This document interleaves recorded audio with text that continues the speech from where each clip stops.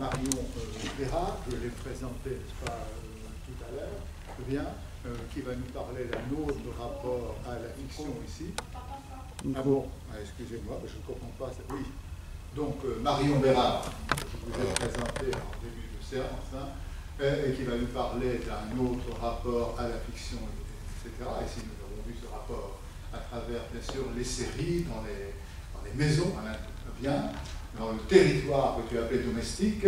Alors ici, on va sortir un peu, je suis peut-être pas du territoire domestique, puisqu'après tout, on peut lire la littérature à la maison, ou bien à l'école aussi, puisqu'il y a maintenant, vous savez, il y a des pratiques qu'on appelle à finalité philosophique, donc qui peuvent être pratiquées par des professeurs des écoles, dans les collèges, etc.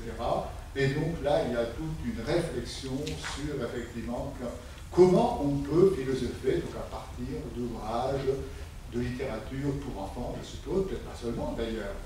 Alors, je cède la parole à Marion. Ah oui, je précise aussi, parce que je ne voudrais pas l'oublier, nous travaillons, vous savez, avec des librairies partenaires, et ce soir, c'est la librairie Pageant, qui est une librairie spécialisée dans la littérature pour enfants, qui, bien sûr, présente quelques ouvrages qui traitent des séries et, bien sûr, de la littérature qui peut être utilisée pour des réflexions philosophiques. Donc, Marion, je te laisse la parole. Merci, Francis. Alors, je vais vous parler en effet de la place de la fiction dans la pratique de la philosophie avec les enfants. Est-ce que vous m'entendez bien? Ne rapproche pas. Vous pouvez, s'il vous plaît, approcher le micro. Voilà, comme ça. Oui, c'est mieux? Voilà. Merci. Voilà. Ok. Voilà, donc je suis doctorante en philosophie à l'Université de Picardie, comme tu l'as dit. Et ma thèse porte sur les pratiques de discussion philosophique avec les enfants. Et je suis également formée à ces pratiques, à l'animation de ces pratiques. Donc j'anime aussi des ateliers de discussion philosophique avec des enfants en milieu scolaire en particulier.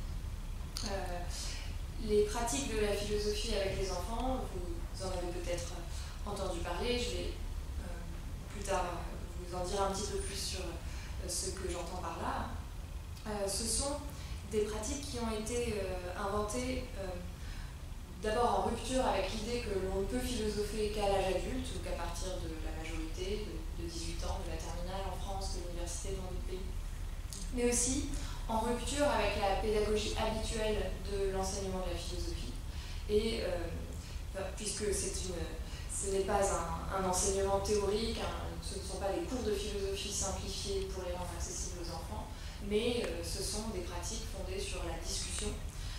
C'est une pédagogie de la discussion qui s'appuie sur des supports variés, et notamment des supports de fiction, et très rarement, si ce n'est jamais, sur des textes philosophiques à proprement parler, des textes de la tradition. Donc cet usage de la fiction me semble intéressant non seulement pour rendre la philosophie accessible aux enfants, elle permet de la rendre plus attrayante à leurs yeux, peut-être plus ludique, plus facile, mais aussi, et surtout, c'est surtout là-dessus que je vais insister, parce que les fictions, ils sont réellement utilisés pour leur portée philosophique. Voilà, il me semble que ces usages peuvent inspirer la manière dont on fait de la philosophie en général, pas seulement avec les enfants, mais aussi avec les adultes, avec des lycéens, et puis plus généralement la manière dont on pense, dont on réfléchit en philosophie. Donc dans cette intervention, je vais présenter quelques-unes des manières dont la fiction est utilisée dans ces pratiques avec les enfants, quel type de supports sont choisis et quels usages en sont faits. Et puis j'essaierai de soulever les enjeux de ces choix par rapport à la pratique philosophique et à ce qu'on entend en fait par philosophie. Alors je précise que je ne suis pas spécialiste de la question de la fiction dans la pratique de la philosophie avec les enfants. Dans ma thèse, je m'intéresse au modèle de la discussion collective pour philosopher avec les enfants, un modèle qui a été appelé la communauté de recherche philosophique, mais cette question de la fiction m'intéresse et moi-même j'ai parfois recours à des fictions pour voilà, ça me semble assez cohérent avec la manière dont je conçois cette pratique.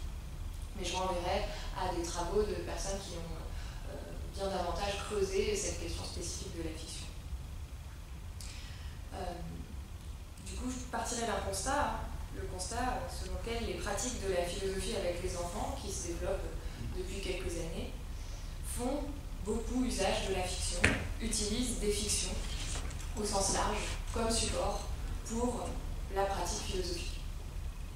Alors quand je parle de pratique de la philosophie avec les enfants, je vais préciser maintenant un petit peu plus ce que j'entends par là. Je parle d'un type de pratiques qui sont diverses, mais qui ont un fond commun, qui ont des points communs, en partie du fait qu'elles sont souvent ramenées à une origine commune. Ce qu'elles ont en commun, c'est que ce sont, comme je l'ai dit, des dispositifs de discussion philosophique, où la parole est donc donnée aux enfants. Il s'agit de faire discuter les enfants ensemble d'une manière philosophique et non pas de leur transmettre un contenu. Elles peuvent avoir lieu en milieu scolaire ou extrascolaire. Et voilà, pour vous expliquer très concrètement comment ça se passe, souvent on se met en cercle, les enfants s'installent en cercle avec l'animateur ou l'animatrice qui répartit la parole entre les enfants et facilite la discussion sans apporter lui-même ou elle-même de contenu. L'origine qui est souvent donnée comme origine commune de ces diverses pratiques qui se développent, ce sont les travaux de Matthew Lipman et Anne-Margaret Sharp à l'université de Montclair aux États-Unis à partir des années 70. Ils ont mis au point un programme de philosophie pour enfants via ce genre d'atelier de discussion qui avait pour but d'introduire la philosophie avant l'âge de l'université à partir de la conviction qu'il fallait que la philosophie qu'on pouvait commencer la philosophie plus tôt et que cela était sans doute nécessaire pour que l'apprentissage de la philosophie mène à une véritable transformation de la manière de penser. À partir du constat que les étudiants d'université qui étudiaient la philosophie, du point de vue de Lippmann qui enseignait à l'université, ne parvenaient pas suffisamment n'étaient pas vraiment transformés dans leur manière de penser par ce qu'ils apprenaient, qu'ils abordaient ça d'une manière peut-être un petit peu scolaire ou théorique. Lorsqu'ils parlent de philosophie pour enfants, il faut aussi entendre par là les adolescents. Il s'agit de désigner des pratiques qui se passent avant l'âge de l'université et qui sont d'ailleurs aujourd'hui aussi, c'est une méthode qui est aussi pratiquée avec des publics d'adultes. Leurs travaux sont donc souvent cités comme le point de départ d'un mouvement qui a donné lieu à un ensemble de pratiques qui suivent maintenant des méthodes et des formats différents et qui peuvent se référer aux travaux de Lippmann et Sharp de plus ou moins près, mais qui ont les points communs que j'ai présentés. Lorsque je parle de fiction maintenant, lorsque je dis que ces pratiques font beaucoup usage de la fiction, j'entends fiction dans un sens à la fois large et restreint. Un sens large d'abord, au sens de tout ce qui prend la forme d'un récit, qui n'est pas exclusivement un récit de faits réels, mais qui comporte une part d'invention et qui fait une place à l'imaginaire. Donc cela inclut non seulement des œuvres de fiction comme les albums pour enfants, les albums de littérature jeunesse, mais aussi les récits de tradition orale comme les contes ou les mythes de diverses traditions, et même toute histoire inventée ou romancée que l'on pourrait raconter, y compris les expériences de pensée lorsqu'elles partent d'une histoire racontée, lorsqu'elles mènent à imaginer quelque chose qui n'est pas le cas, qui est fictif. Je parlerai de fiction en un sens restreint maintenant, parce que je n'aborderai pas tous les types de fiction qui sont quand même assez nombreux, ni toutes les manières de l'utiliser. Je me concentrerai essentiellement sur les récits de fiction, textuels ou oraux, et je n'aborderai pas les films, les séries qui pourraient être utilisés aussi avec les enfants dans ces pratiques, ni le théâtre ou encore la peinture, qu'on peut aussi considérer au sens large comme un genre fictionnel. Je me concentrerai sur ces exemples. Ça ne signifie pas que j'exclus par une définition principe les autres de la fiction, pas du tout, mais je suis plus familière de ces supports-là, donc ce que je dirais pourra peut-être s'appliquer, sans doute s'appliquer en partie aux fictions dans les arts de la représentation, bien qu'elles présentent aussi des enjeux spécifiques. Et puis je me concentrerai sur leur usage comme support pour une discussion philosophique, qui n'est pas le seul usage possible, puisqu'on peut aussi, dans ce genre d'atelier, faire produire des fictions aux enfants, leur faire jouer des scénettes, leur faire des mimes, leur faire raconter des histoires ou écrire des histoires. Alors, ça pourrait être aussi intéressant à étudier, mais moi je parlerai de ce que je connais mieux, qui est le fait de prendre un support de fiction et puis d'engager une discussion à partir de là. Donc, les pratiques de la philosophie avec les enfants font usage de fiction. Vous en connaissez peut-être des exemples. D'abord pour lister un petit peu ces types de fiction auxquels elles ont recours. Beaucoup de pratiques s'appuient sur des albums jeunesse, des livres pour enfants. Edwige Chirouter les a beaucoup étudiés, je me référerai à elle plus tard, mais elle donne des listes qui peuvent être bien pratiques d'ailleurs pour trouver de l'inspiration. Les livres de Claude Ponty par exemple, Anthony Brown, Anaïs Vaugelade, notamment Laurent tout seul, ou encore La Brouille de Claude Boujon. Voilà, donc des livres pour enfants. Également, les mythes et les contes sont mobilisés assez fréquemment dans ce genre de pratique. Les mythes grecs, parfois sous la forme d'expériences de pensée, il y a des classiques dans le genre, le bateau de Thésée par exemple, l'anneau de Gygès qui vient d'un réplique de Platon, ou bien l'attelage ailé dans le Phèdre de Platon. Il y a par exemple le livre de Peter Worley, The If Odyssey, qui est en anglais malheureusement, qui n'est pas à ma connaissance traduit en français, fournit tout un tas de supports pour pratiquer la philosophie avec les enfants à partir de petites histoires tirées de l'Odyssée d'Homère. Et puis, on peut également mobiliser des contes de la culture orientale, comme le personnage de Nasreddin Hoxha, qui est également régulièrement mobilisé. Et puis, on peut aussi simplement raconter une histoire.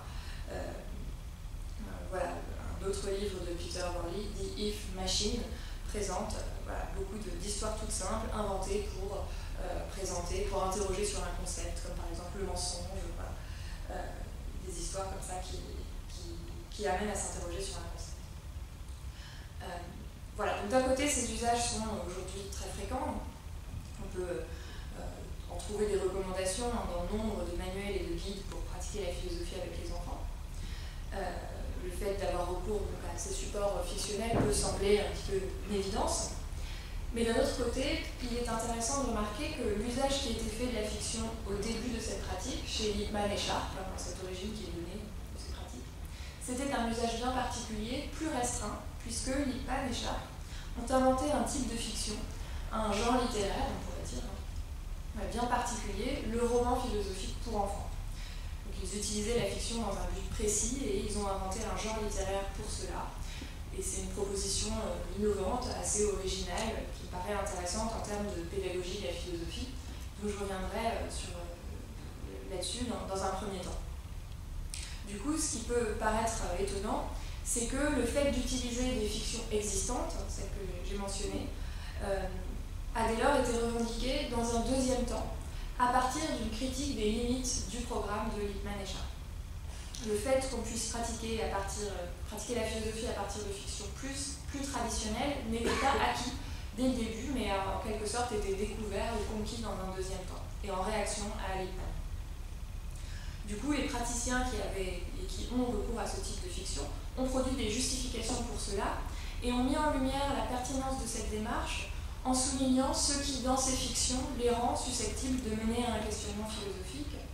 Ça précisait de supposer ce qu'ils entendaient par philosophie, d'où une sorte de controverse entre les praticiens qui suivent le programme de Lippmann à la lettre et d'autres qui s'en inspirent en ouvrant un petit peu le dispositif. Et cette controverse a conduit à mettre au jour les présupposés de chaque démarche en ce qui concerne la conception de la philosophie et le but de cette pratique. Ce choix d'utiliser des supports de fiction existants permet de mettre à profit des ressources qui sont sans doute davantage propres à la fiction et qui relèvent moins d'un usage didactique de la fiction. Donc j'aborderai cette démarche-là dans un deuxième temps. Et puis dans un troisième temps, et en fonction oui, je pense que j'aurai quand même le temps, j'en tirerai quelques conséquences supplémentaires concernant la conception de la philosophie qu'implique le fait de recourir à la fiction pour philosopher. Et je tenterai de montrer en quoi cela brouille peut-être les frontières entre la philosophie et la fiction. L'hypothèse que j'essaierai d'explorer, c'est que le type de fiction que l'on choisit pour philosopher engage une certaine conception de la philosophie, et que si l'on fait vraiment usage des ressources propres à la fiction, cela demande sans doute de revoir ce que l'on entend habituellement par philosopher, notre conception habituelle de la philosophie, du moins si on se réfère à celle de la tradition, à la manière dont elle est habituellement enseignée au lycée ou à l'université, par exemple. Revoir cette définition, ou du moins l'élargir, puisque il me semble que ces conceptions se complètent davantage qu'elles ne s'opposent. Donc, premièrement, je vais présenter donc, cette innovation pédagogique, les romans philosophiques de Lippmann et la conception de la philosophie qu'elle manifeste. Donc, comme je le disais, Matthew Lippmann, le fondateur de cette pratique, a inventé un type de fiction bien particulier, conçu spécifiquement pour pratiquer la philosophie avec les enfants. Il a écrit une série de 8 romans destinés à servir de support à sa pratique et à constituer un programme. Donc, chacun traite d'un thème et est destiné à une tranche d'âge. Ils sont destinés à être étudiés dans le temps, année après année. Le plus connu, le premier à avoir été écrit, s'appelle La découverte de Harry Stottelmeyer, c'est un jeu de mots sur Aristote. Voilà, les autres titres, Elfie, Kyo et Gus, Pixie, Lisa, Suki et Marc, donc portent tous le nom d'un enfant. Il traite, pour ceux qui s'adressent aux plus petits, de la pensée en général, et puis pour les plus grands, de thèmes particuliers, un par roman, la logique, l'éthique, l'esthétique, la politique. Anne-Margaret Sharp a également écrit un roman qui complète le programme, L'hôpital des poupées, et Michel Sassely, le québécois, a écrit Ève, enquête philosophique sur la sexualité et l'amour. Donc, ces romans prennent la forme de dialogues philosophiques qui ont pour personnages des enfants. Ils mettent en scène des enfants qui vivent des expériences quotidiennes, qui se posent des questions, on les entend penser, on les voit penser, et qui discutent entre eux de ces questions dans un dialogue qui peut être un dialogue intérieur ou bien un dialogue. Donc ils sont conçus pour faire entrer les enfants dans la réflexion philosophique d'une manière accessible pour eux, mais aussi pour jouer, ils montrent aussi un modèle du questionnement philosophique qu'il s'agit de développer. Puisque ces questionnements qui sont présents dans les romans sont à la fois proches des réflexions que les enfants de l'âge concerné peuvent avoir spontanément, et en même temps, la manière dont ils sont formulés, quand les enfants dialoguent entre eux, a ici une valeur exemplaire. Elle est censée servir de modèle à la discussion qu'ils vont avoir par la suite à la lecture du passage. Puisque la manière dont ces romans sont utilisés, c'est souvent de manière suivie. L'atelier commence par la lecture d'un extrait, puis les enfants sont invités à formuler chacun une question à partir de l'histoire. Ensuite, ils votent de la question dont ils vont discuter, et puis ils en discutent. Alors, je vais vous lire en fait un passage pour vous montrer à quoi cela ressemble. C'est un extrait de Elfie, et cet extrait est une réécriture, comme certains passages de ces romans, est une réécriture d'un passage classique de la philosophie, le Cogito de Descartes. Voilà. C'est pas le cas de tous les passages, mais il y a comme ça des réécritures de passages classiques et l'auteur n'est jamais cité, c'est dans une visée didactique. Aujourd'hui, Simon a dit « Elfie ne parle presque jamais. Peut-être qu'elle n'existe pas pour de vrai. » Cela montre bien à quel point Simon peut se tromper. Peut-être que je ne parle pas beaucoup, mais je pense tout le temps, même quand je dors. Ce n'est pas que je fais des rêves fantastiques. Quand je dors, je pense aux mêmes choses que quand je suis éveillée. La nuit dernière, je me suis réveillée et je me suis dit « Elfie, es-tu endormie ?»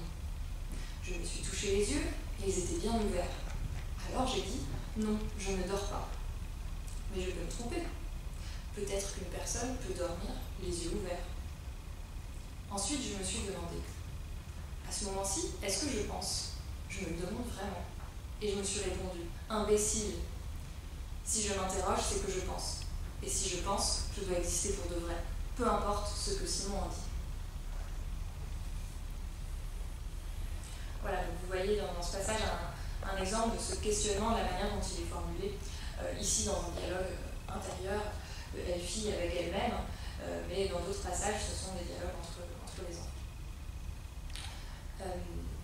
Alors comment ces fictions sont-elles utilisées dans le programme de Lippmann?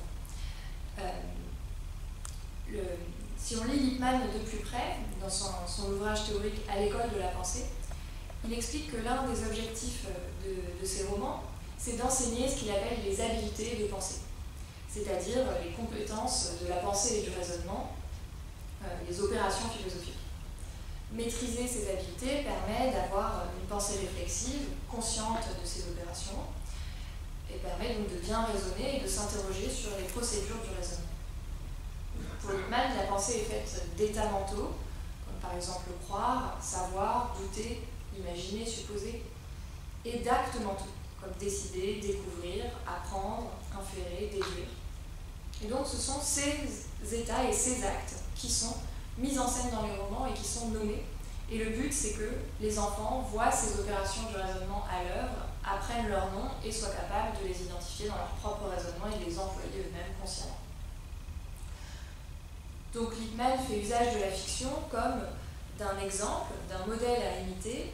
La fiction joue un rôle de modèle et il s'appuie sur ce qui est permis par la fiction, sur l'identification que les enfants peuvent faire.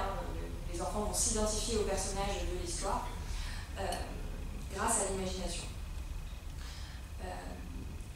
Et le fait qu'il s'agisse d'un dialogue est important, puisque chaque enfant a son style de pensée, les personnages ont des caractéristiques différentes, et par l'intermédiaire du dialogue, il s'agit d'envisager une pluralité de points de vue, de se mettre à la place d'autrui. Lippmann fait donc un usage essentiellement didactique de la fiction, qui indique une certaine conception de la philosophie, qui met l'accent sur le raisonnement et l'argumentation, sur les opérations de l'argumentation, comme le syllogisme, les règles de l'inférence correcte des propositions, etc., faisant usage d'un langage précis, avec une conception du langage comme permettant de bien raisonner. Lippmann dit que le langage est en un sens une carte de l'esprit. Voilà, donc ce genre des dialogues philosophiques me semble être une innovation pédagogique intéressante. Moi-même, je n'ai pas beaucoup pratiqué avec ces supports, mais les praticiens et praticiennes qui les ont utilisés m'ont dit à quel point ça stimulait les enfants et ça les encourageait à transformer un petit peu leur raisonnement, en particulier quand il s'agit d'une pratique suivie. Alors malheureusement, les romans ne sont pas toujours accessibles en français ou pas forcément faciles à utiliser, puisqu'ils peuvent aussi avoir certains éléments culturels sont un petit peu centrés sur les États-Unis, mais ils sont en tout cas une source d'inspiration intéressante pour mettre au point peut-être ses propres supports. Voilà donc ce premier type de fiction sur lequel je voulais revenir, et la conception de la philosophie qu'elle engage.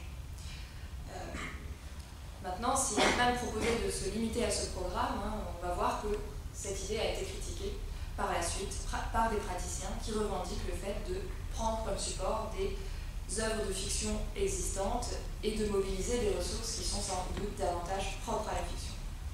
Donc dans un deuxième temps, je vais aborder le fait de philosopher avec les enfants à partir d'œuvres de fiction existantes. C'est celles que j'ai mentionnées au début, les albums illustrés pour enfants, les contes, les mythes, etc. Ce choix se fonde sur la reconnaissance d'une portée philosophique des œuvres littéraires. Edwige Chiroter, par exemple, dans L'enfant, la littérature et la philosophie, souligne le fait que la littérarité des œuvres de littérature jeunesse existantes leur donne une portée philosophique. Donc le fait qu'une œuvre contienne de la complexité, de l'implicite, un caractère métaphorique, voire symbolique, la rend sujette à des interprétations multiples, des lectures plurielles qui peuvent susciter une réflexion philosophique. Elle dit même que cette portée philosophique qui réside dans la dimension littéraire du texte est d'autant plus grande que le texte est littéraire plutôt que philosophique ou didactique.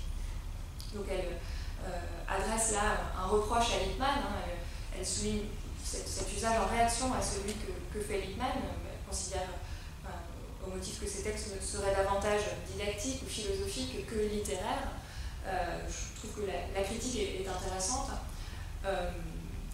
Je signale cependant il me semble que, il faudrait creuser davantage la question, mais il me semble que la littérarité n'est pas totalement absente des romans de Lippmann et qu'on peut peut-être aussi en faire ce qu'elle appelle des lectures plurielles, etc. Mais c'est peut-être moins présent quand même que dans certaines œuvres de littérature jeunesse. À titre d'exemple, elle cite le livre L'Arbre sans fin de Claude Ponty, où, exemple d'un élément symbolique qui invite à être interprété, un élément littéraire, un monstre dévoreur d'enfants qui représente en fait les peurs des enfants, disparaît à la fin de l'ouvrage et se transforme en salade, une fois que le personnage a grandi et a vaincu ses peurs. Donc la présence de ce monstre a une signification qui n'est pas évidente et qui peut être interprétée de cette manière, peut-être également d'autres manières. Voilà. Alors ce choix met en avant des ressources de la fiction qui sont plus riches que leur fonction didactique de modèle. À nouveau, on va jouer sur l'identification au personnage, sur l'empathie, mais cette fois, la fiction ne joue plus le rôle de modèle à suivre, mais de réserve de sens à interpréter et à explorer. Et à ce choix correspond, me semble-t-il, une conception de la philosophie différente, puisque la philosophie n'est plus uniquement considérée comme un raisonnement rigoureux, argumenté, exprimé au moyen d'un langage adapté. La philosophie n'est plus uniquement argumentation, mais elle est aussi interprétation. L'interprétation, si on suit cet usage, fait partie de la philosophie, est aussi une tâche philosophique.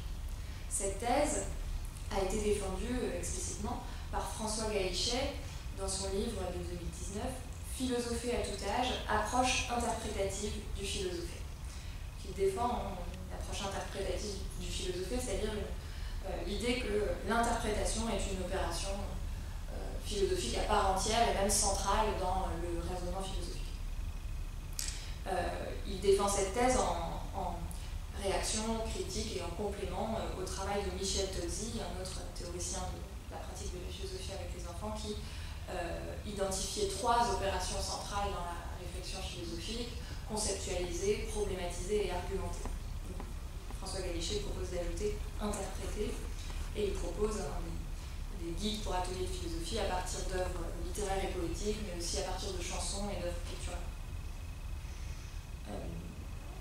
Donc, philosopher à partir de la fiction, comprise ainsi comme les œuvres de fiction littéraire, dessine une autre conception de la philosophie, et on peut aussi faire l'hypothèse que la conception du langage est également différente, puisqu'il n'est plus uniquement l'outil de l'argumentation, dont il faudrait acquérir la maîtrise la plus grande possible, mais aussi un outil peut-être imparfait de l'expression, de l'expérience et des questionnements philosophiques. Il est aussi partie prenante de ce qui est à interpréter, ce qui justifie de recourir à des textes poétiques dont le langage a un rôle poétique. Voilà donc un autre usage de la fiction et puis une conception de la philosophie différente qui y correspond. Alors, on pourrait formuler une objection à cet usage, et ça me permettra de faire une transition vers le 3e temps de mon exposé, où j'essaierai de tirer davantage de conclusions sur la conception de la philosophie que cela suppose. On pourrait objecter que le fait de choisir des œuvres littéraires présentant une complexité qui doivent être interprétées pour philosopher avec les enfants, on pourrait craindre que les enfants passent à côté du sens de l'histoire et manquent le sens métaphorique du texte. On pourrait signaler que ces œuvres supposent la familiarité avec un certain contexte culturel, etc. Et du coup, on risquerait soit que les enfants ne saisissent pas le sens profond de ce qui, le sens réel des histoires qu'on leur présente, ou bien que seuls ceux qui sont déjà familiers du contexte culturel en question, ce qui est le cas souvent de certains enfants, on n'est pas tous dans une même classe, on pourrait que seuls eux puissent le saisir alors que d'autres ne comprendraient pas ce sens et que cela accentuerait encore les inégalités entre les enfants. Alors en effet, c'est une difficulté à prendre en compte et on peut y répondre en soulignant que l'usage de ces fictions requiert bien sûr d'adapter le choix de l'œuvre à l'âge des enfants, également de prendre le temps nécessaire avant la discussion pour expliquer l'histoire, s'assurer qu'elle est comprise, etc. Mais je voudrais souligner une autre réponse qui a été faite, qui peut être faite à cette objection, à partir du travail de Karine Muris, dans un article qui date de 1993, intitulé « Not Now, Socrates », ce qui signifie « Pas maintenant, Socrate », en référence au titre de l'album pour enfants « Not Now, Bernard », qui est traduit en français. Alors son article, je ne crois pas qu'il soit traduit en français, mais l'album pour enfants est traduit « Bernard et le monstre », et c'est un album de David McKee. Dans cet article, elle raconte un atelier fait avec des enfants de 9 ans à partir de cet album. Alors l'album Bernard et le monstre raconte l'histoire de Bernard, un enfant qui sollicite ses parents, mais ses parents sont toujours très occupés à décorer la maison, à préparer à manger, à lire le journal. Et à chaque fois qu'il les sollicite, ils lui répondent « Pas maintenant, Bernard ». Bernard remarque qu'il y a un monstre dans le jardin et il dit à ses parents « Il y a un monstre dans le jardin et il va me manger ». Et ses parents lui répondent « Pas maintenant, Bernard », sans faire attention à ce qu'il leur dit. Alors, Bernard va dans le jardin et le monstre le dévore. Et le monstre rentre dans la maison et ses parents lui servent à manger, le couchent et le bordent dans son lit sans même se rendre compte qu'il ne s'agit pas de Bernard mais que c'est un monstre. Sans vraiment le regarder, et lorsque le monstre couché dans le lit de Bernard dit « Je suis un monstre », sa maman, enfin la maman de Bernard, répond « Pas maintenant, Bernard ». Et c'est la fin de cette histoire. Alors, Karine Muris souligne qu'il y a une interprétation symbolique, allégorique ou métaphorique que l'on peut faire de cette histoire, en interprétant,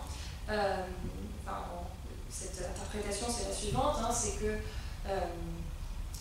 elle part du fait que Bernard en réalité se transformerait en monstre dans cette histoire, ce qui n'est pas le sens littéral, puisque dans le sens littéral de l'histoire, le monstre dévore Bernard. L'enfant se transformerait en monstre parce qu'il est négligé par ses parents. Donc l'une des interprétations qu'on pourrait faire de cette histoire, c'est que négliger les enfants produit de la monstruosité, mauvais pour leur développement, etc. Mais elle dit que les enfants qui ont participé à son atelier ne se sont pas du tout engagés dans cette interprétation-là de l'histoire. Ils ont compris l'histoire au sens littéral, puisque Bernard a été dévoré par les monstres. Et que malgré cette interprétation littérale, ils ont développé ce qu'elle considère comme une réflexion tout à fait philosophique à partir de la question qui les intéressait, qui était celle du suicide. Puisqu'ils remarquent que Bernard savait que le monstre allait le manger, puisqu'il le dit à ses parents, et que pourtant il est allé dans le jardin. Et c'est ça qui les interroge dans cet atelier. Ils posent des questions philosophiques comme est-ce que Bernard a voulu se suicider? Est-ce qu'il voulait mourir? Pourquoi? Est-ce qu'on peut dire qu'il se suicide si c'est le monstre qui le mange? Voilà. Des questions sur ce qu'est, ce qu'on peut considérer comme un suicide, sur les raisons de cet acte, etc. Donc la conclusion qu'on peut en tirer, qui est intéressante par rapport au rôle de la fiction, c'est que on peut faire de la philosophie en restant à ce qu'on pourrait appeler le sens littéral d'une fiction, sans nécessairement mobiliser sa dimension symbolique. Donc on a là un argument de plus, un argument différent par rapport à celui qui précédait, en faveur du recours aux fictions pour philosopher, puisque ce que Karine Muris remarque, c'est que même en accordant une place à l'interprétation en philosophie, on pourrait en rester à une conception qu'elle qualifie de dualiste de la philosophie, qui distinguerait un niveau littéral de compréhension, donc ce serait le récit fictif, qui concerne des personnages inventés, des événements qui ne se sont pas vraiment produits, une histoire qui par elle-même est fausse, qui relève de l'imagination, d'une part, et puis d'autre part un niveau symbolique de compréhension de l'histoire, qui consisterait, pourrait-on dire, en des idées qu'on pourrait tirer de la fiction. Des idées qui ne sont plus fictives, mais réelles, ou du moins sérieuses, qui seraient philosophiques, alors que l'histoire fictive en elle-même ne le serait pas. Or, Karine Meurice souligne dans un premier temps que l'on peut faire de la philosophie en restant au niveau littéral de compréhension, elle va même jusqu'à remettre en question finalement cette distinction entre un sens littéral et un sens métaphorique, à partir par exemple de travaux sur la métaphore par exemple, puisqu'elle remarque que dans des travaux sur la métaphore dans le langage, on remarquait qu'il est difficile de distinguer ce qui est le sens littéral d'une expression et son sens métaphorique, puisque le langage est traversé par les métaphores. Pour elle, donc, cette distinction entre sens littéral et sens métaphorique d'une histoire est caractéristique d'un dualisme qui recoupe celui entre l'esprit et le corps, puisqu'il y aurait d'un côté l'activité de la raison logique et de l'autre les matériaux sensibles, les images, l'imagination. Donc l'imagination joue un rôle dans le raisonnement, selon elle, les deux ne sont pas séparés. Donc les niveaux littéral et symboliques sont mêlés dans l'acte d'interprétation. Sa thèse a une fonction, une visée critique par rapport au roman du programme de Whitman, qui, selon elle, sont marqués par ce dualisme, notamment parce qu'ils ne contiennent pas d'image, donc ça, elle l'interprète comme un signe de... ces romans sont en quelque sorte un petit peu intellectualistes, selon elle. Elle recommande d'utiliser des livres d'images, des albums pour enfants qui contiennent des images, qui touchent davantage l'imagination en réaction, pour abolir ce dualisme. Je note simplement qu'elle ne critique pas la conception whitmanienne de la philosophie qui pour elle n'est pas dualiste. Whitman reconnaît qu'il fait une place aux émotions, à l'imagination dans la pensée, mais elle trouve que simplement les supports qu'il choisit ne sont pas adaptés. Alors, j'ai encore un petit peu de temps. Ouais. Dans ma pratique, j'ai moi-même pu observer que les enfants parviennent à développer une réflexion philosophique tout en restant à une discussion qui porte sur une histoire fictive, et ça a un petit peu remis en question la conception que j'avais de la philosophie. J'ai constaté que lorsque les enfants parlent d'une histoire, ils peuvent en effet avoir une discussion tout à fait philosophique, sans nécessairement parvenir à conceptualiser les notions dont ils parlent, sans que la discussion se situe exclusivement ou même essentiellement au niveau abstrait des rapports entre les concepts. D'ailleurs, la méthode à laquelle je me suis formée, qui est celle de l'association britannique The Philosophy Foundation, qui a été fondée par Peter Worley, dont je parlais tout à l'heure, cette méthode encourage bien souvent les enfants à faire cela, en formulant, dans cette méthode, souvent, la personne qui facilite la discussion commence par formuler, par proposer elle-même une question qui est souvent centrée sur l'histoire, qui porte sur l'histoire, qui ne prend pas la forme d'une question philosophique abstraite, comme du type sujet de bac, par exemple, ou qui, en tout cas, porte sur l'articulation entre des concepts. Même si ça peut être le cas, mais c'est moins fréquent dans cette méthode. Par exemple, l'un des ateliers proposés dans le livre The If Odyssey, dont je parlais tout à l'heure à partir de l'Odyssée d'Homère, part du récit de l'histoire d'Ulysse et les sirènes. Vous connaissez sans doute cette histoire. Ulysse qui veut entendre le chant des sirènes qui est mortel pour quiconque l'entend, puisque cela conduit la personne à se jeter dans la mer et puis à mourir. Puisque la mer est dangereuse à cet endroit-là. Donc,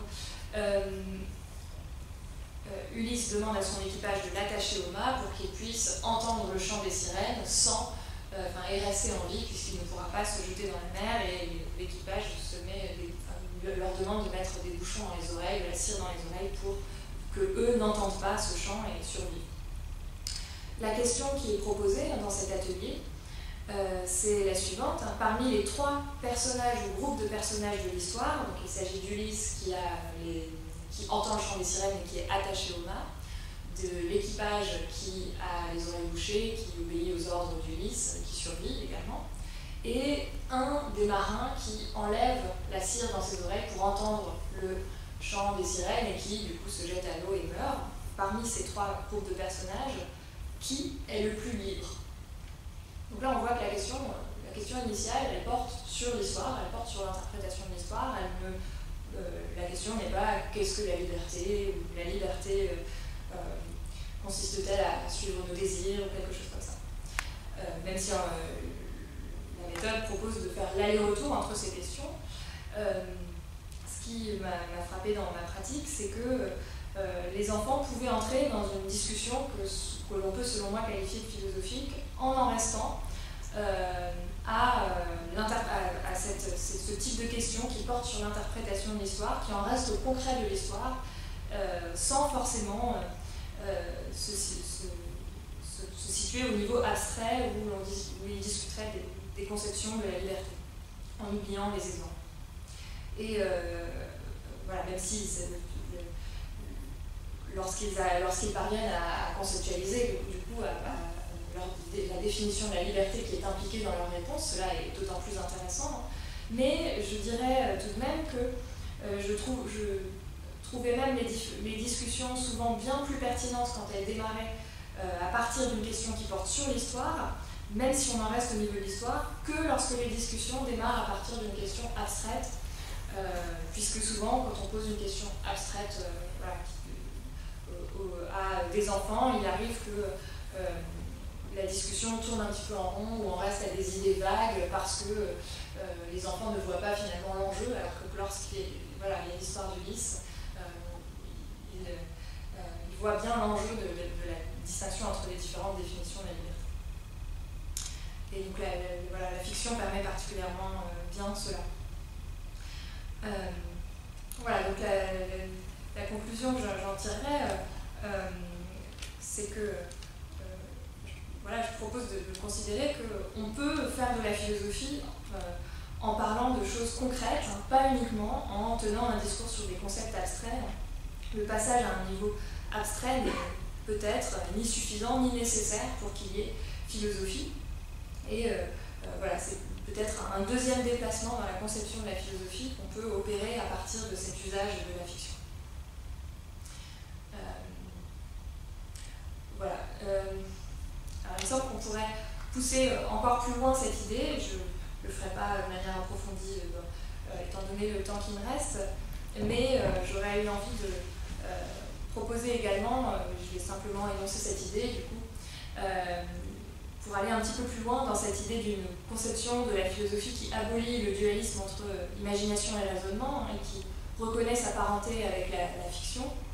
On pourrait considérer que la pratique philosophique elle-même et le discours philosophique lui-même contient une part de fiction, que la fiction ne se situe pas seulement dans le support, mais qu'il y a dans la tâche que Lippmann appelle l'imagination morale, c'est-à-dire la capacité à se mettre à la place d'autrui par l'imagination, c'est en partie cela l'imagination morale, à envisager son point de vue, à imaginer ce qu'il pourrait penser et ressentir.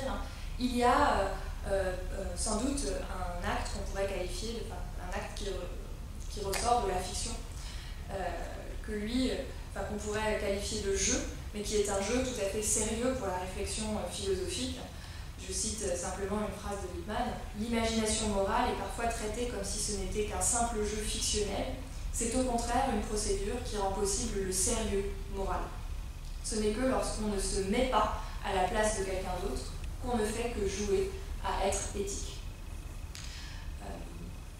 Voilà, donc on pourrait en tirer l'idée suivante, que la philosophie n'est pas un discours sérieux par opposition à la fiction qui relèverait du jeu, mais qu'elle peut passer par le jeu et la fiction dans une certaine mesure, qu'elle est une exploration de questions où l'on peut prendre plusieurs voies, où l'on peut jouer à faire comme si, jouer à être autrui ou à être autrement que l'on est, pour pousser un petit peu plus loin cette idée de la place de la fiction dans la philosophie.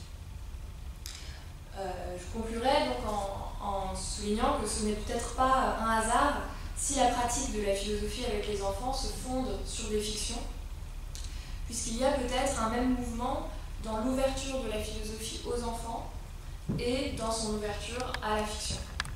Ce mouvement, c'est celui de la remise en question d'une définition de la philosophie comme exclusivement abstraite, conceptuelle, rationnelle en un sens restreint.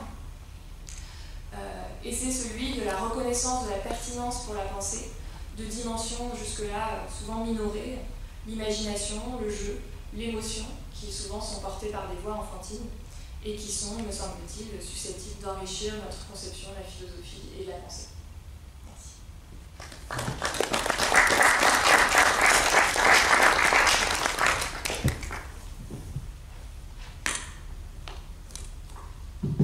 Voilà, merci Mario. Je crois qu'il y avait beaucoup de choses, beaucoup apprécié.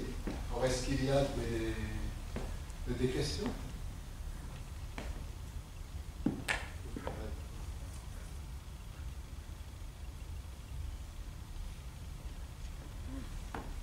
Commencer avec les enfants de quel âge? Les enfants les plus jeunes avec lesquels j'ai pratiqué étaient en CP, donc 6-7 ans. D'autres praticiens pratiquent également en maternelle à partir de 4-5 ans.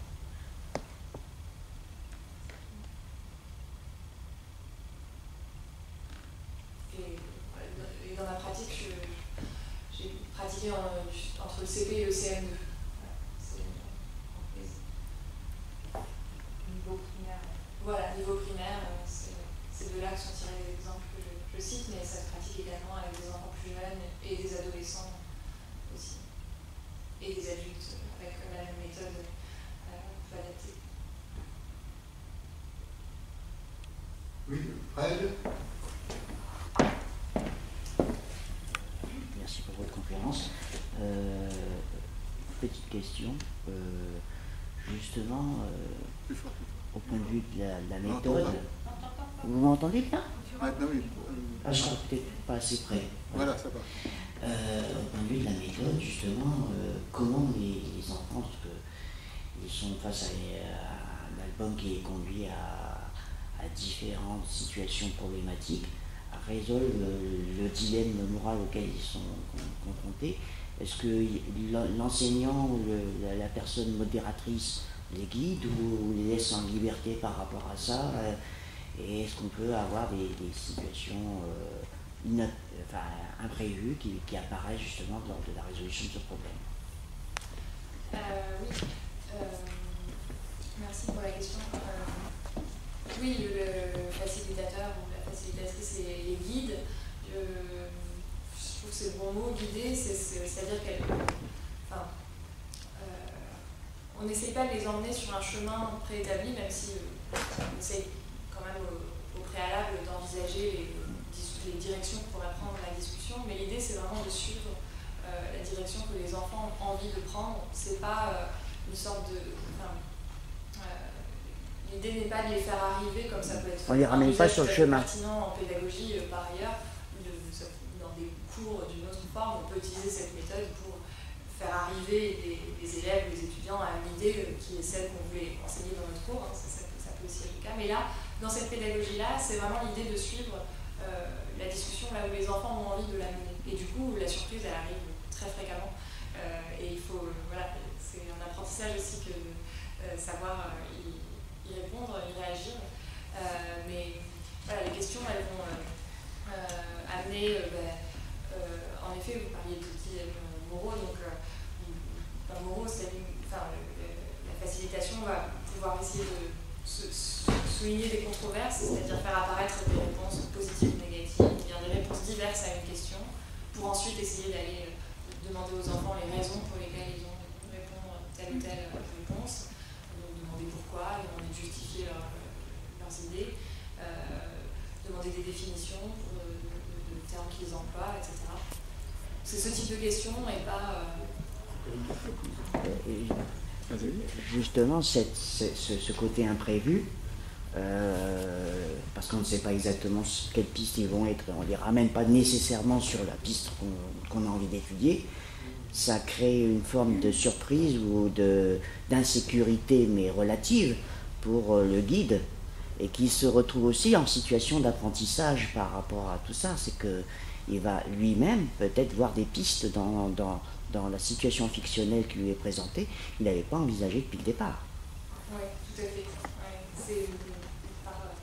c'est fréquente de l'expérience de facilitation. Et donc, la difficulté, c'est de parvenir à guider les enfants sur l'idée qui les intéresse vraiment, sans ramener à ce que nous, en tant que facilitateurs, on aurait imaginé ou ce que nous, on aurait pensé. Donc ça demande beaucoup d'attention et voilà. Dans la méthode à laquelle j'ai été formée, il y a l'idée qu'on s'interdit le plus possible de reformuler les propos des enfants, alors que d'autres méthodes pratiquent la reformulation pour souligner le caractère philosophique de ce qui est dit, pour donner aussi un modèle aux enfants, mais un modèle de formulation peut-être plus philosophique, plus approfondie, plus précise. Mais ne pas le faire, ça permet aussi, ne pas le faire et préférer poser davantage de questions pour que l'enfant développe lui-même ce qu'il voulait dire, l'intérêt de ce qu'il voulait dire, etc. Ça permet aussi de pouvoir gérer cet imprévu en aidant la discussion à aller, en aidant l'enfant à aller plus loin dans l'idée qui lui l'intéresse, plutôt que de simplement reconnaître, parce qu'il y a aussi une tentation qui parfois est intéressante, mais de reconnaître des problèmes philosophiques classiques. Alors parfois c'est bien sur cela que les enfants identifient, mais parfois c'est autre chose. Oui. Bon, moi je voulais. Oui, ça marche. Essaye encore. Là ça marche? Non, il faut décidément. Oui, voilà. Bon, je ferai peut-être une question qui sera toute simple. Après tout, est-ce que ce qui est proposé ici, c'est-à-dire le recours à l'imagination, à la fiction, à des situations fictives, ne retrouve pas finalement une des finalités premières de l'enseignement de la philosophie? Enfin, de la philosophie, je ne dirais pas forcément de l'enseignement, la pratique philosophique. Il n'y a pas tout l'enseignement, il y a la pratique philosophique, il y a l'enseignement. Bien, on dit, on apprend toujours que le but de la philosophie, c'est quand même d'être capable en quelque sorte, de rectifier un rapport premier qu'on a au monde. Ce rapport premier est déterminé, on le sait très bien, il est obscur, il est fermé, bien. Bon, ce qu'on appelle un peu couramment opinion, bon, très vite, pour aller très vite, et qu'en faisant jouer justement des situations fictives, qui sont des déplacements finalement, on peut prendre une distance par rapport effectivement à ce rapport premier, le distancier, et donc arriver comme ça à le réfléchir. Et après tout, avoir une attitude après réflexive. Bon, non, je n'ai... Oui, je pense que j'ai essayé de souligner les oppositions entre des conceptions de la philosophie, mais il y a aussi, ça ne veut pas dire que c'est quelque chose de radicalement nouveau au sens où ça ne rejoint pas. Non, j'ai bien compris, mais je voulais justement insister sur cet aspect-là, qui est effectivement, dans le fond, ce qu'il y a de commun et pas comment dirais-je, parce que je reviens à la deuxième question qui est implicite. Tu as dit à plusieurs reprises, il s'agit de prendre une distance par rapport à une certaine manière d'enseigner, une certaine tradition d'enseignement philosophique. Bon, là, il y a derrière un petit peu, un aspect polémique.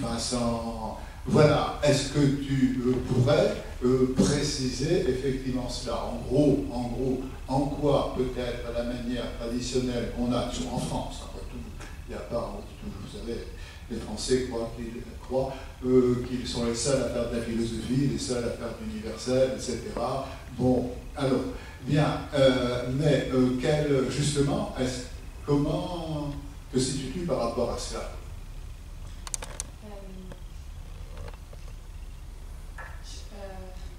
Je dirais que déjà, ce type de pratique, son histoire, c'était pas sa création, c'était pas en France, c'était aux États-Unis par rapport à l'enseignement à l'université. Donc, c'est pas exactement le même contexte, mais il y a quand même des liens. C'est pratiques ont été inventées dans ce but polémique, ou du moins voilà, critique par rapport à la manière dont la philosophie était enseignée, donc, voilà, avec l'idée de passer par la discussion. Après, je pense qu'il n'y a pas non plus à exagérer la distinction, puisque ça peut aussi être mobilisé en classe de terminale, enfin ça l'est, je pense, par beaucoup d'enseignants, etc. Mais ce qui me paraît intéressant dans ces pratiques, c'est leur caractère progressif et le fait qu'elles permettent de... elles envisagent un niveau élémentaire de la philosophie et le fait de saisir ce que les enfants sont capables de faire, la réflexion philosophique que les enfants sont capables d'avoir sans attendre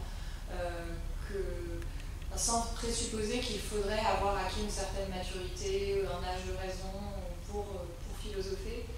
Et donc voilà, c'est ça qui me semble être l'apport.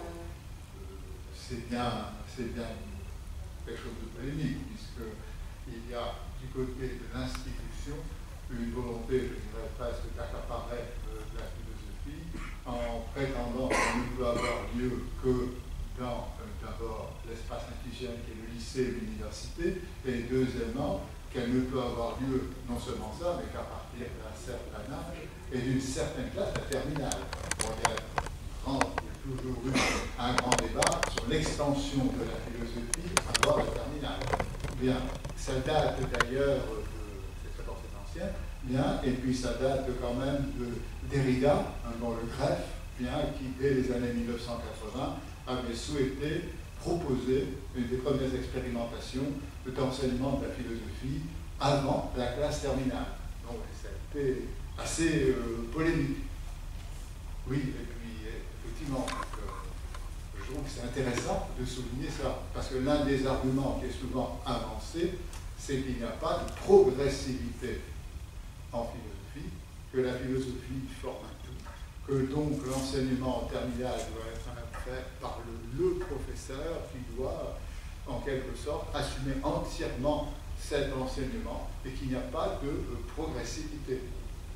Bon, alors que là, on introduit l'idée d'une progressivité qui peut être... et aussi, bien entendu, une autre conception aussi, c'est que en gros, en France, on est quand même... Excusez-moi, je vais parler, mais c'est parce qu'il y a un enjeu derrière, ce n'est pas, donc je me permets quand même de le faire. Bien, en France, on prétend toujours que le professeur de philosophie, je parle en terminale, celui qui a la mission, qui a la charge d'enseigner la philosophie, ne doit pas faire d'histoire de la philosophie, dit-on. Bon, pas d'histoire de la philosophie, il est censé philosopher, donner l'exemple même d'un acte de philosophie devant ses élèves, et que les élèves doivent, par assimilation, en gros, on fait des exercices quand même, etc. Je décris là, de manière caricaturale, la conception qui est assez courante. Or, j'ai eu l'occasion de constater, parce que j'allais dans les classes, bien que finalement, moi je constatais que les professeurs qui ne doivent pas faire d'histoire de la philosophie, en fin de compte, font beaucoup d'histoire de la philosophie, et je dirais même presque, parfois une mauvaise histoire de la philosophie. Bon, c'est-à-dire qu'ils, comme ils ne peuvent pas faire de la philosophie, ils prennent des fragments, n'est-ce pas, de certains philosophes, ils collent avec d'autres, etc. Et il y a là quelque chose qui me semblait parfois assez curieux, une contradiction, en tout cas, telle que l'on le voit.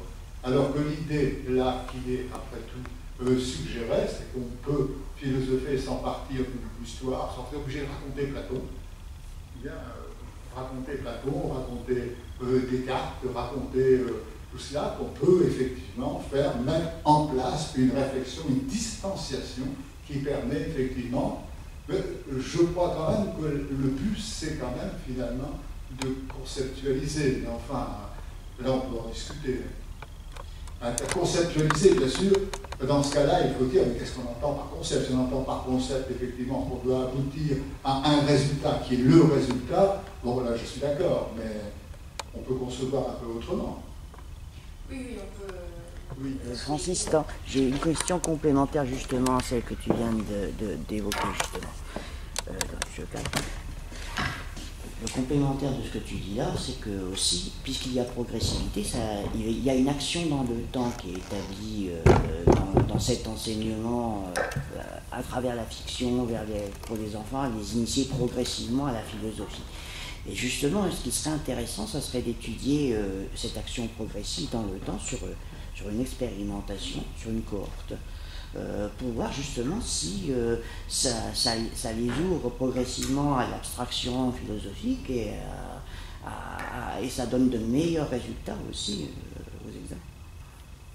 Oui, il y a des études qui sont faites dans ce sens, vastes études qui portent sur des cohortes, qui mesurent des groupes qui pratiquent la philosophie, des groupes témoins, qui mesurent l'impact sur le résultat dans nos disciplines, etc.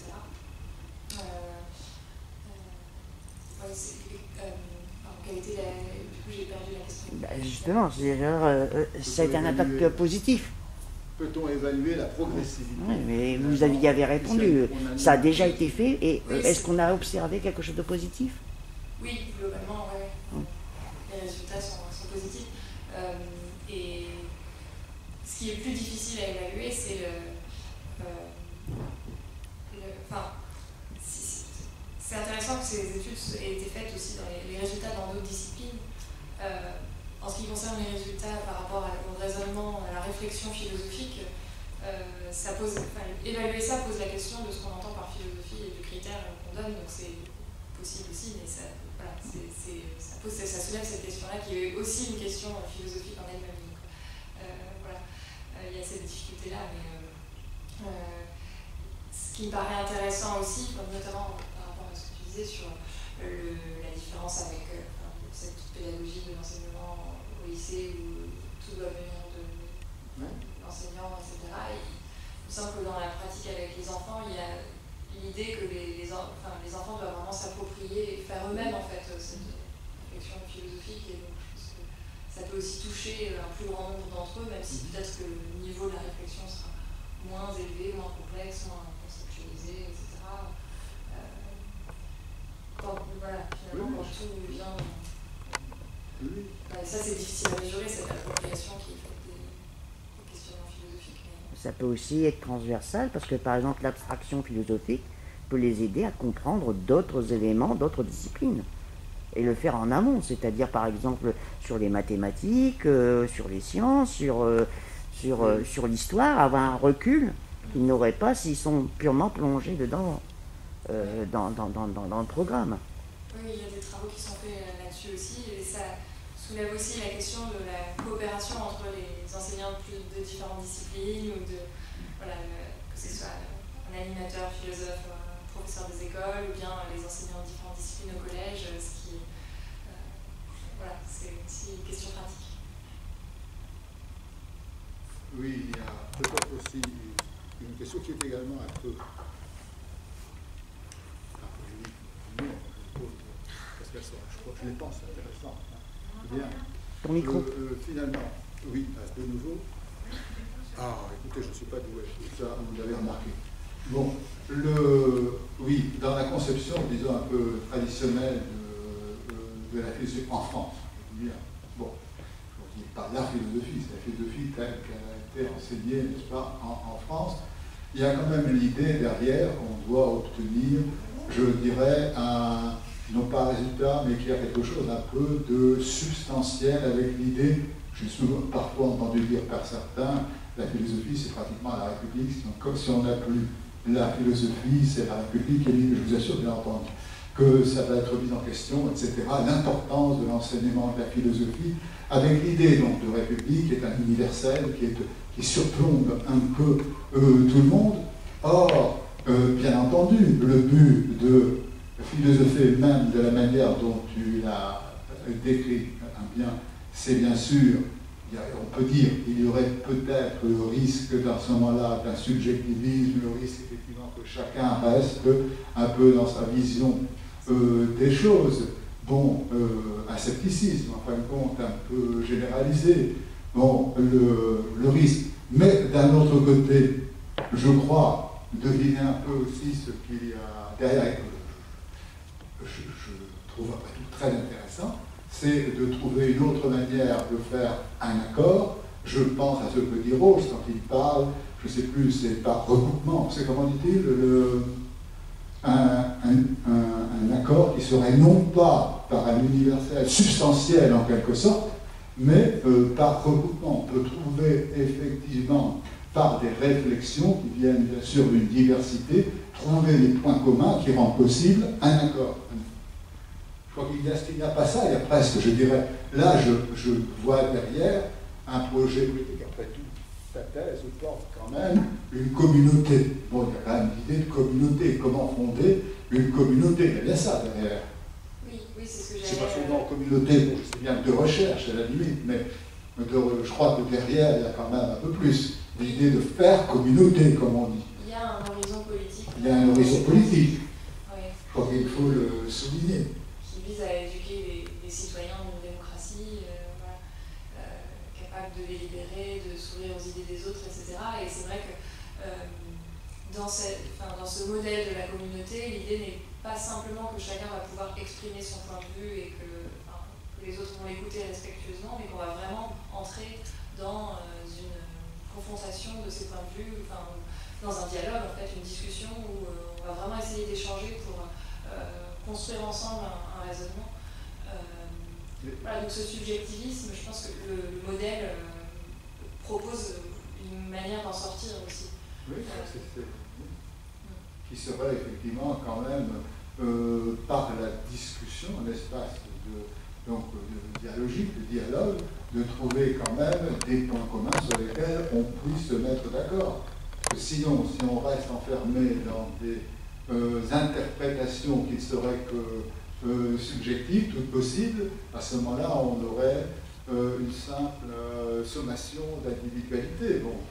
Oui, voilà, cette communauté, c'est pas interprété, à mon sens, comme simplement le fait que chacun puisse exprimer son point de vue, comme une addition de différentes interprétations, mais comme une discussion qui vise, alors pas forcément à trouver un consensus ou un accord, mais c'est ni un consensus où il faudrait absolument que tout le monde se mette d'accord à la fin, ni le fait d'en rester simplement à l'expression de ces idées.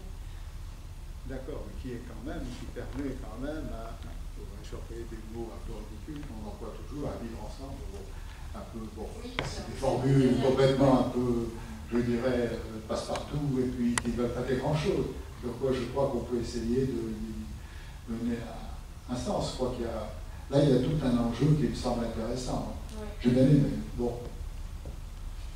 Est-ce qu'il y a d'autres, pas monopoliser la parole, est-ce qu'il y aurait d'autres questions concernant, bon écoutez, alors il est de toute façon l'heure, c'est vrai que Marion a été un peu privée de temps là. Alors bon, je tiens bien sûr à vous, d'abord nous allons remercier nos deux intervenants ici, je crois qu'on peut même les applaudir quand même. Bon.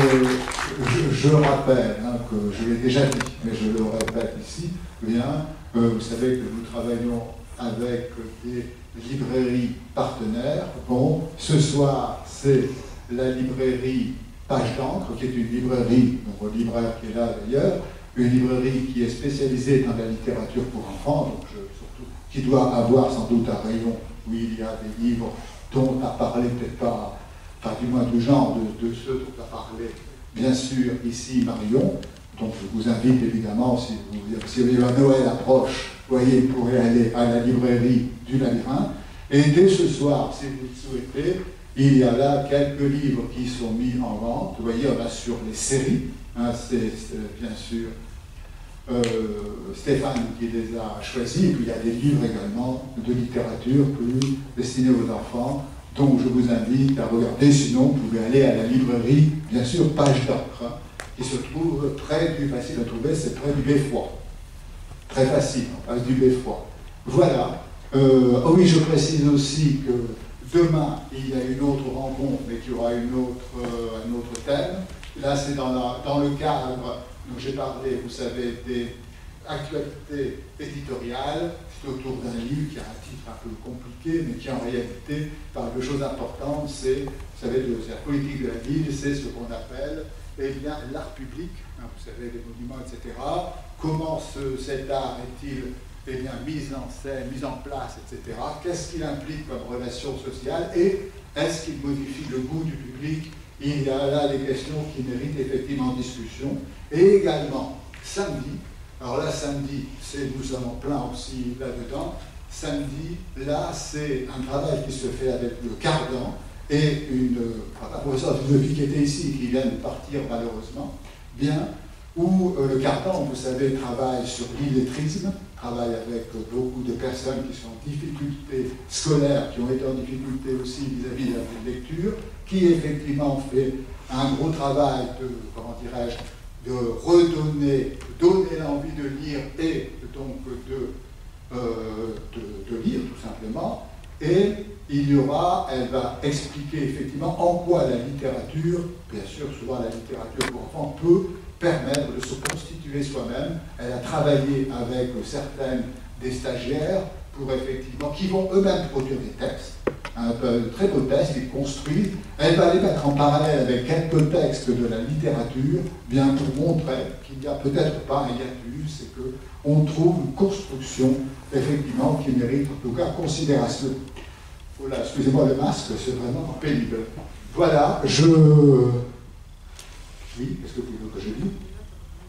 Oui, bien sûr, je rappelle que cette rencontre est aussi organisée par l'Université populaire d'Amiens, en collaboration, bien sûr, avec Cité Philo.